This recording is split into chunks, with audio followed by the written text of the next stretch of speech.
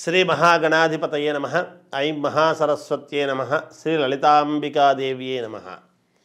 2024 సంవత్సరము జనవరి నుండి మామూలుగా సంవత్సరాంతము వరకు కూడా, అంటే డిసెంబర్ వరకు కూడా 12 రాసుల వాళ్లకు ఎలా ఉంటుంది అనేటువంటి విషయముగా ఇప్పుడు మనం తెలుసుకోబోతున్నాం.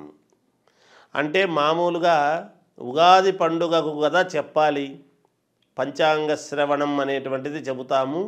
12 రాసుల వాళ్లకు ఎలా ఉంటుంది, ఏమిటి, వాళ్ళ యొక్క ఆదాయ వ్యయాలు ఏమిటి, రాజపూజ్యత అవమానాలు ఏమిటి, దోష పరిహారాలు ఏమిటి, ఎలా చేసుకుంటే ముందుకు వెళ్ళగలరు, ఏమి పరిహారాలు చేసుకుంటే యోగవంతముగా ఉంటుంది, ఆ సంవత్సరము అనుకూలత ఎవరికి, అనానుకూలత ఎవరికి, ఏ ఏ విషయాలలో యోగము ఉంటుంది, ఏ విషయాలలో కొన్ని ఇబ్బందులు ఉన్నాయి అనేటువంటిది కూలంకుశముగా సహజముగా మామూలుగా 2024 ఉగాది పండుగ నాడు తెలుసుకోవటం అనేటువంటిది సాంప్రదాయం మనకు. అయితే మరి ముందుగానే ఎందుకు చెప్తున్నారు అంటే, మరి ఎంతో కొంత రేపు సంవత్సరం ఎలా ఉంటుంది, ఏది ఎన్ని మాట్లాడినా 2024 జనవరి 1 అంటే ఆంగ్ల సంవత్సరమే అయినా కూడా మనమైతే డేట్ వేయడం అనేటువంటిది చేస్తున్నాం కదా. ఆ సూచిస్తున్నప్పుడు శుభసూచకముగా కొంతమందికి చాలా వరకు యోగవంతముగా ఉంది కాబట్టి కొన్ని విషయాలు చెబితే బాగుంటుంది అని అనేటువంటి దాని వలన సూచనప్రాయముగా తెలియచేయటానికి ముందుకు వచ్చాం. ఉగాది పండుగ నాడు ఎలాగో కూలంకుశముగా ఆమూలాగ్రముగా తెలియజేయడం జరుగుతుంది. కానీ అసలు ఓరల్గా ఎలా ఉంటుంది, రేపు సంవత్సరం ఎలా ఉంటుందో ఏమో అనేటువంటి ఆందోళన ఎటువంటిది లేకుండా ఉండటము కోసము ఈ 12 రాసుల వాళ్లకు కూడా ఎలా ఉంటుంది అనేటువంటి విషయముగా కొన్ని విషయాలు మనము చెప్పుకుందాం. అందులో భాగంగా ఇక 12 రాసుల వాళ్లకు ఎలా ఉంటుందో ఇప్పుడు మనము తెలియజేస్తాను, వినండి. మిథున రాశి వాళ్లకు ఈ 2024 సంవత్సరం అంతా కూడా ఎలా ఉంటుంది అనే దాని గురించి తెలుసుకుందాం. ఉగాది పండుగకు చాలా కొన్ని కీలకమైనటువంటి విషయాలు చెప్పబడతాయి కనుక మామూలుగా కొన్ని విషయాలు జనరల్గా అయితే సంవత్సరం అంతా ఎలా ఉంటుంది అనే దాని గురించి ఇప్పుడు మనం చెప్పుకుంటున్నాము. జనవరి 1వ తేదీ నుండి కూడా చాలా బాగుంది మిథున రాశి వాళ్లకు. గతములో పడినటువంటి కష్టాలు ఇక పడవలసినటువంటి అవసరము లేదు. మీకున్నటువంటి కష్టాలన్నీ కూడా 2023తో తీరిపోయినాయి అనేటువంటిది మీరు భావించుకోవాలి. ఎందుకంటే ఈ 2023 మేము చాలా వరకు 23 వరకు కష్టపడినాము, ఇప్పుడు ఇంకా పడేటువంటి అవకాశం అక్కడి నుంచి నాకు చాలా బాగుంది అని భవిష్యత్తులో మీరు చెప్పుకునేటువంటి విధానముగా ఉంటుంది గాక. విదేశాలకు వెళ్ళాలి అనేటువంటి మీ కోరిక ఖచ్చితముగా నెరవేరి మీరు వెళ్ళడం అనేటువంటిది జరుగుతుంది. మీరు ఇప్పుడు జీవనం గడుపుతుండేటువంటి చోటికైతే మీకు ఇష్టమైనటువంటి చోటికి పోయి మీరు జీవనం గడపడం అనేటువంటిది జరుగుతుంది. స్థాన చలనం అనేటువంటిది తప్పకుండా ఉన్నది. ఆల్రెడీ నాకు తెలిసి స్థాన చలనం అనేటువంటిది అయి కొంత అటువైపు అడుగులు అభ్యున్నతి వైపు అడుగులు వేయటము కూడా ప్రారంభించుంటారు అనేటువంటిది సుస్పష్టముగా నేను తెలియజేస్తున్నాను. గతములో మీకు ఎవ్వరి సహకారము లేకుండా మీరు మాత్రమే పైకెక్కొస్తూ ఉన్నటువంటి సమయములో, ఈ సమయంలో మీకు అందరూ కూడా తోడై మీ అభ్యున్నతికి తోడై మీకు అనుకున్నట్టుగా మీకు సహకరించి ఇంట బయట అన్ని రకాల యోగాలు మీకు జరుగుతాయిగాక. కొంతమంది స్నేహితుల వలన మీకు ఆర్థికమైనటువంటి ఉపయోగాలు కలుగుతాయి. బంధువుల వలన కూడా మీకు ఉపయోగాలు కలిగేటువంటి విధానంగానే ఉన్నది.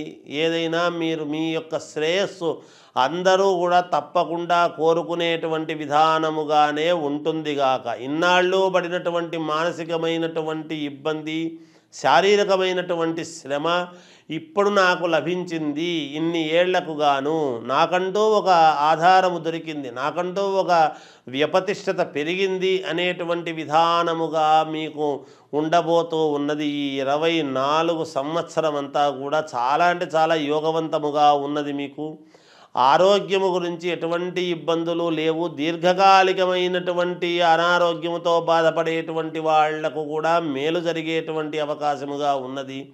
కోర్టు పరమైనటువంటివి ఏమైనా వివాదాలు ఉంటే గనక తప్పకుండా జయము కలిగేదానికి అవకాశాలు ఎక్కువగా ఉన్నాయి. శుభకార్యాలు చేసుకోవటం అనేటువంటిది జరుగుతుంది. శుభకార్యాలు చేసుకునే విధానముగా అడుగులు ఉండబోతూ ఉన్నాయి మీవి. నలుగురికి సహకారం చేసే విధంగా ఉంటుంది. ఉద్యోగాలు చేసుకునేటువంటి వాళ్లకు అనూహ్యముగా స్థానచలనము కలిగి మంచి ఉద్యోగములోకి వెళ్ళటం అంటే అప్పుగ్రేడ్ కావడము ఉంటుంది గాక, ప్రమోషన్ లాంటివి రావటము కానీ ఏదైనా కావచ్చు. స్థానచలనం అనేటువంటిది జరుగుతుంది. అలాగే విద్యార్థులకు చాలా అంటే యోగవంతముగా ఉన్నది. వ్యాపారము చేసుకునేటువంటి వాళ్లకు అత్యంత అనుకూలముగా ఉన్నది. రాజకీయాలలో ఉండేటువంటి వాళ్లకు చాలా యోగవంతముగా ఉంటుంది గాక. జయోస్తు. అయ్యప్ప స్వాములు ఎంతో శ్రద్ధతో భక్తితో దీక్ష, అయ్యప్ప దీక్ష అనేటువంటిది ఒక దీక్ష తీసుకొని చాలా కఠోరమైనటువంటి దీక్షగా దాన్ని జాగ్రత్తగా చేస్తూ అయ్యప్ప స్వామి అనుగ్రహము పొందాలి అనేటువంటి భావనతో ప్రతి సంవత్సరము కూడా అయ్యప్ప మాల వేసుకునేటువంటిది చూస్తూ ఉన్నాం అందరము కూడా. కానీ రోజు రోజుకు అయ్యప్ప భక్తులు పెరుగుతున్నారు కానీ ఎక్కడా తగ్గడం లేదు. అది అయ్యప్ప స్వామి యొక్క గొప్పతనముగా భావించాలి. అటువంటి చోట అయ్యప్ప స్వాములందరూ కూడా ఇరుముడు కట్టుకొని ఒకేసారి కన్యస్వామి, బాలస్వామి, మరి అయ్యప్ప స్వామి, గురుస్వాములు అని ఇలా అందరూ కూడా ఒక్కసారిగా వెళ్ళినప్పుడు గుంపులు గుంపులుగా అక్కడ తోపులాటలు, ఇబ్బందులు అవి ఇవి జరుగుతూ ఉన్నాయి. దీక్ష ఎలా అయితే తప్పకుండా చాలా శ్రద్ధగా చెయ్యాలి అని అనుకుంటున్నారో మీరందరూ కూడా అయ్యప్ప స్వాములందరూ కూడా జాగ్రత్తగా స్వామివారి దగ్గరికి వెళ్ళి అక్కడ స్వామివారికి ఇరుముడి మొక్కు అది తీర్చుకొని పంబానదిలో స్నానము అది చేసి స్వామివారి 18 మెట్లు ఎక్కి స్వామివారికి అభిషేకము, నెయ్యాభిషేకము చేసుకొని కన్నులారా స్వామిని దర్శించి ఆయన అనుగ్రహము పొంది అంతే సంతోషముగా యథావిధిగా ఇంటికి శ్రద్ధగా తిరిగి రావాలి అనేటువంటి కోరికతో అందరూ నెమ్మదిగా వెళ్ళండి. హడావిడి పడకుండా అయ్యప్ప స్వాములు తోటి అయ్యప్ప స్వాములు అని అక్కడ తోసుకోకుండా జాగ్రత్తగా ఒక క్రమశిక్షణతో ఒక పద్ధతి ప్రకారముగా అయ్యప్ప స్వాములు ఇప్పటికే చాలా వరకు పాటిస్తూ ఉన్నారు. నిజానికి అయ్యప్ప స్వామి దీక్ష మాల వేసుకున్నారు అని అంటేనే ఎలాగైనా సరే స్వామి అనుగ్రహము పొందాలి అనేటువంటి తపనతో మాల వేసుకుంటున్నారు. ఊరికే ఏదో వేసుకోవడం లేదు ఎవరిని చూసినా.